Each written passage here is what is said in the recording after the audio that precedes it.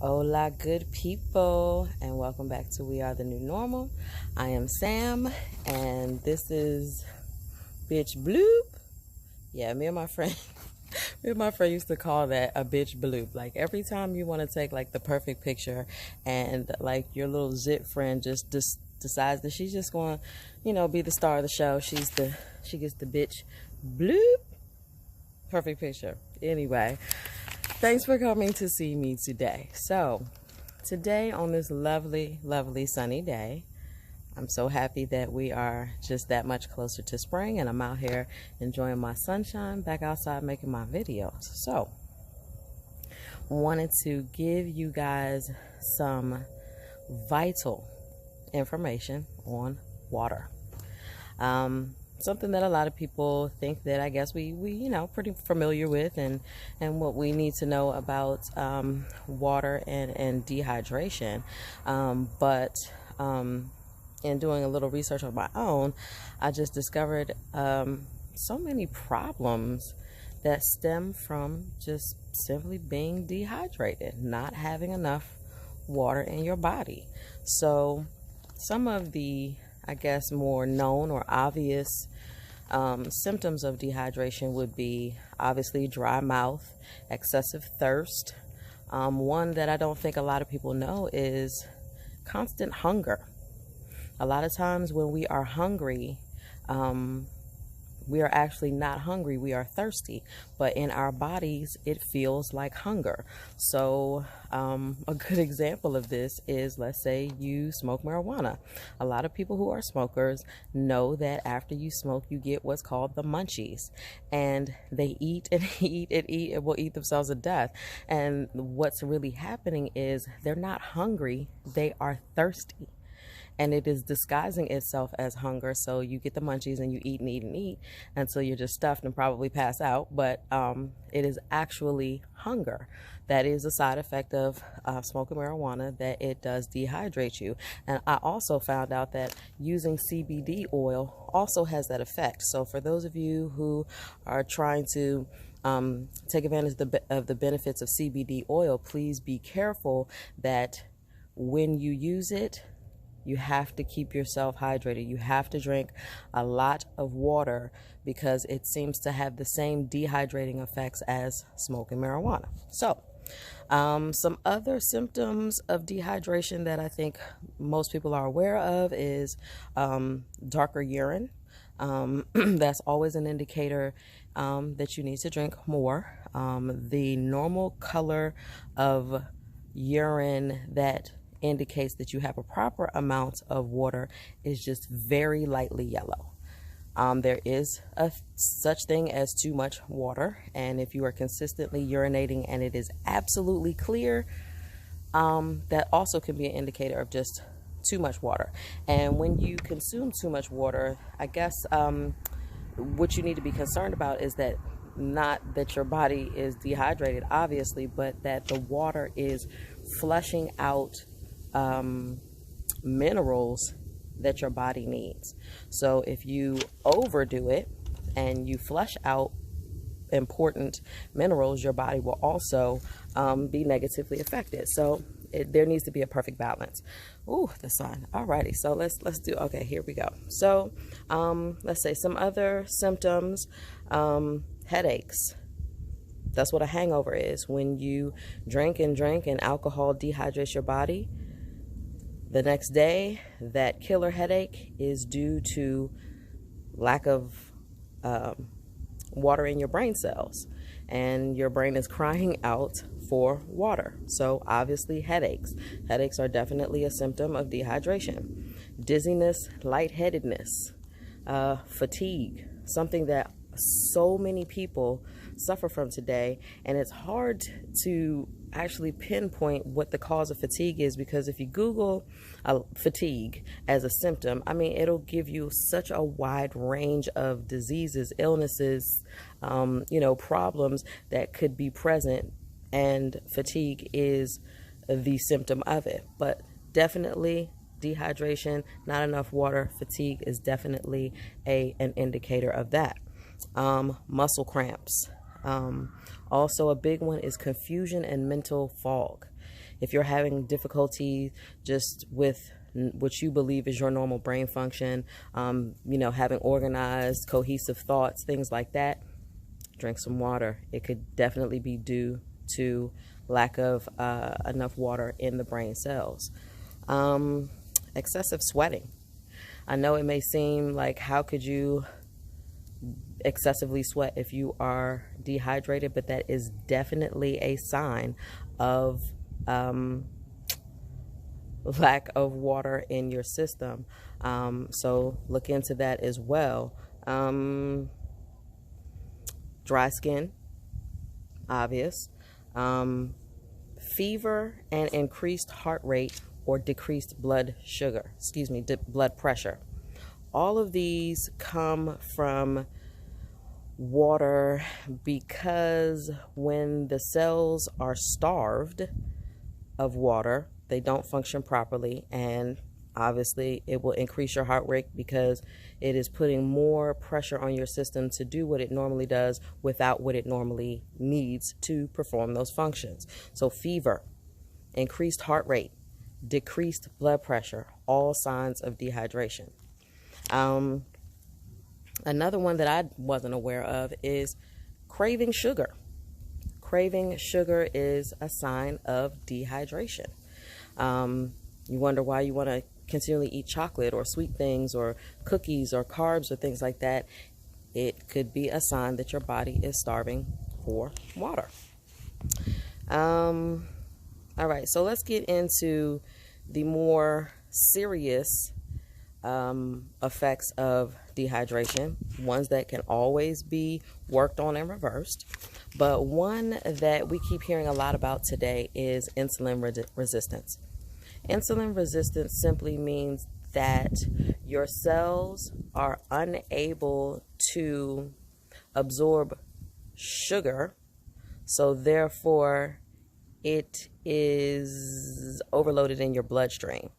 And the insulin helps regulate the sugar in your cells, but if you are insulin resistant, your cells resist the intake of sugar and insulin, and therefore the sugar builds up in your bloodstream, and this is a pre-diabetic state. This is what happens to your body before they can officially diagnose you with diabetes. So obviously this is a condition that can be reversed. Let's move on to the brain. 85% of your brain tissue is water. As we know, 75% of our entire body is made up of water, but 85% of your brain tissue is water. And when your brain does not have the water that it needs to function, a couple things happen. It reduces brain energy. Our bodies are electromagnetic. So as you may have seen pictures of brain activity, cells firing back and forth, it is an electrical process in your brain. Your brain, when functioning properly, produces a certain amount of energy that fuels other parts of the body as well. And when you have dehydration, your brain does not produce the proper amount of energy that it needs, and therefore it cannot function properly, and it cannot instruct the rest of your body to function properly. So brain energy, the output of energy, electric energy from your brain, is affected by how much water you drink. Secondly, dehydration reduces serotonin production and also increases cortisol production. So the way that happens is when you are making the body function the way that it's supposed to without what it needs, which is a lowered amount of water, it causes stress on your body. We know that the natural response of your body to stress is to produce cortisol. So it increases cortisol production and it decreases serotonin.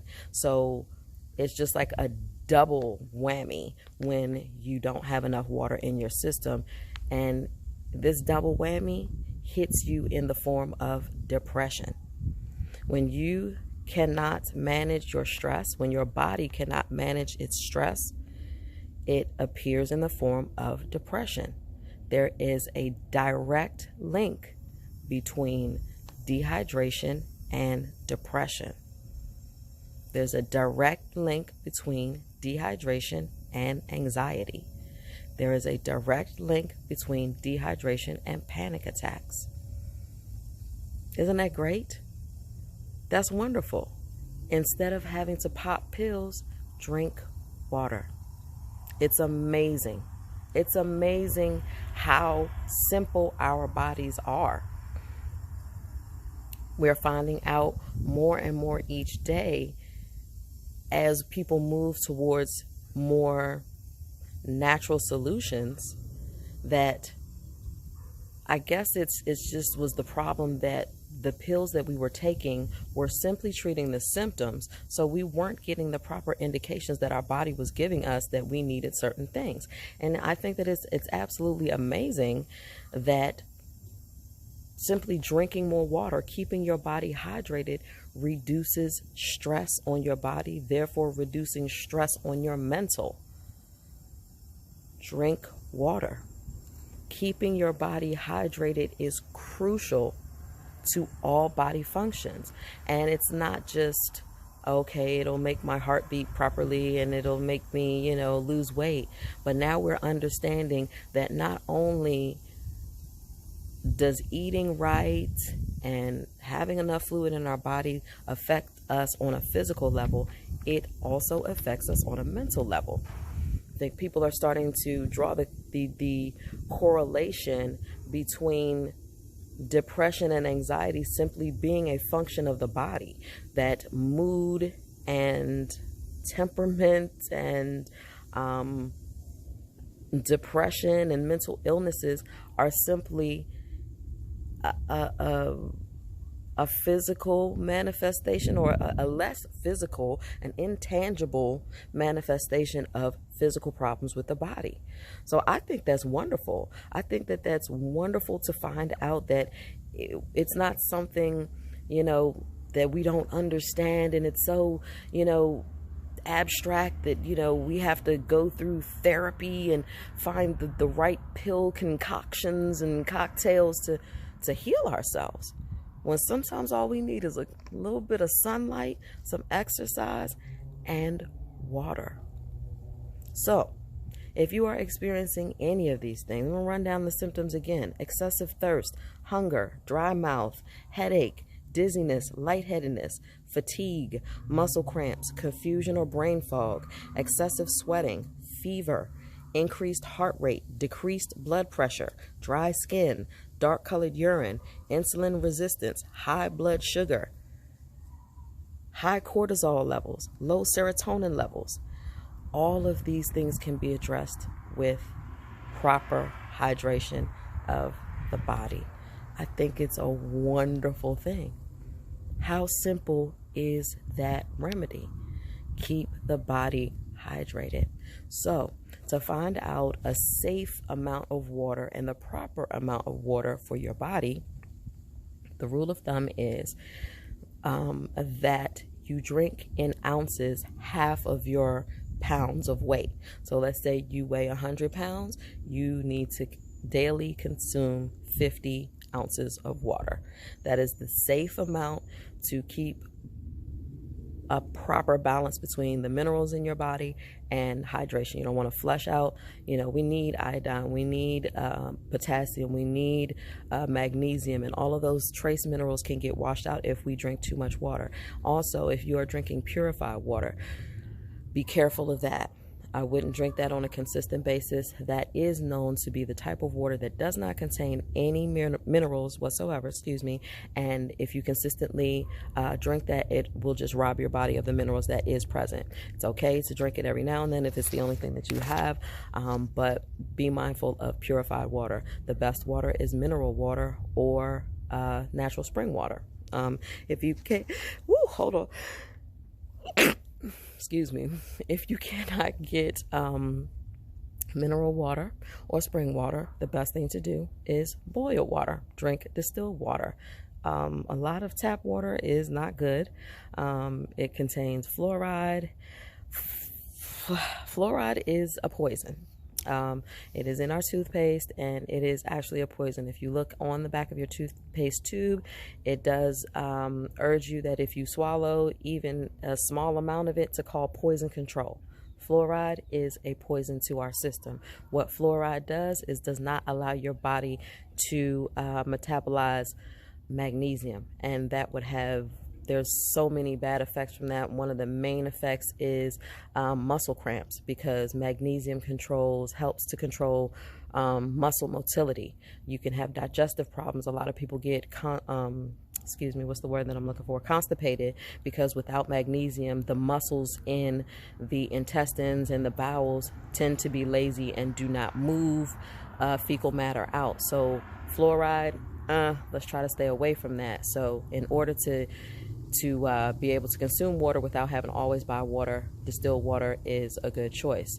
And also, lastly, I'm not sure how many people are aware of Dr. Emoto, who did experiments on water a while ago. And what he did was he put labels on water bottles.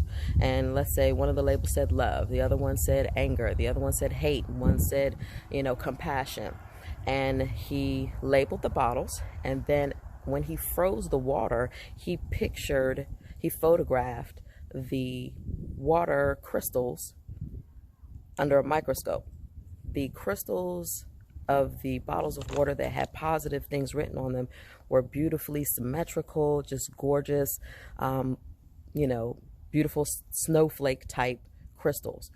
Those water bottles that had negative messages on them were just asymmetrical. You wouldn't consider them pretty. So what he found in that experiment is that water holds memory. Water holds memory, which is just amazing to me. I don't know why that's so amazing. Everything on this planet is from one source. There's nothing new under the sun. Everything is a part of something else. So if it is a part of a person, people have memory. People are a part of God. God has memory. Water also has memory. So my suggestion, which is something that I do, is when I drink my water, before I drink my bottled water, I talk to my water and I say, thank you. Thank you for hydrating my body. Thank you for flushing out toxins. Thank you just for being the natural, wonderful water that you are. I appreciate you. I thank you. I give you gratitude. Thank you. And then you drink the water. Water holds memory. There's a couple experiments going around where you can talk to your rice. So the experiment is you put some rice in a container, and every single day you have two containers of rice. So every single day, one container you just speak lovely. Hey, how you doing? Thank you. You're wonderful. You're such beautiful rice. You just look at you, just gorgeous rice. The other rice you say, you stink. You suck. I hate you. You're terrible. Do that every day, and I think they're doing it for about a week or 2 weeks. You'll notice that the rice that you speak kindly to stays fresh and wonderful. The rice that you berate starts to mold and looks terrible. Shows the effects of negativity being spewed at it. So water is affected in this same way. So if you are trying to increase your water intake, make sure that when you do increase it, you are kind to your water. Say nice things to your water so that your water will be kind to you. So that's all I got for you today. But I just thought that it was it's monumental. It's monumental when you think about water curing depression. There's so many side effects with pills, and they're expensive, and it's touch and go. It's not consistent for a lot of people. A lot of people's bodies are sensitive to drugs. Let's get back to nature. Hydrate your body. Your heart will thank you. Your muscles will thank you. Your brain will thank you. And if everything in your body is functioning better, you have to feel better. So your mood is not some abstract, crazy, thing that's just out there and can't be helped unless it's, taken over by psychotropics or pharmaceuticals or anything like that. Simply thinking of your body being a whole organism that needs to function properly and needing the amount of water that it needs to be happy will then make you happy, make your mood stable. It all makes sense. So I hope that's helpful to someone today. Give someone a little bit of hope when it comes to simply working towards being a well individual. Water. Wonderful. Wonderful. I just think it's amazing. So take the time to put in the effort to make sure that you are properly hydrated every day. And let me know in the comments. Does it make a difference? Has it made a difference in your life? Try to do it consistently for 2 weeks and just monitor how do you feel after those 2 weeks of making sure that you consume the proper amount of water daily. Not that soda, not the diet sodas, not the Gatorades and the, Pedialytes and all. Water. Good old-fashioned H2O. So I hope that this helps someone today. I don't even have a gem to drop on you guys because I think that this gem is heavy enough. Water is amazing. Getting back to nature will get us back to our bodies functioning the way that they were made to function. So I hope this helps somebody today. As you can see, I'm enjoying my sunshine and we are closer to spring, so that makes me happy. I hope that everyone had a wonderful Monday and that your week goes well and gets better as it goes along. So thank you once again for coming to see me today. And if you'd like to donate, there's a button up top that says donate if you appreciate. Any amount is appreciated if you'd like to see this content continue on this channel. If this has helped you, by all means, you can share it if you think it can help someone else, but give me the thumbs up if it's something that has been good information for you. So once again, thank you guys for coming to see me today. And remember, you all are good people. Have a good life.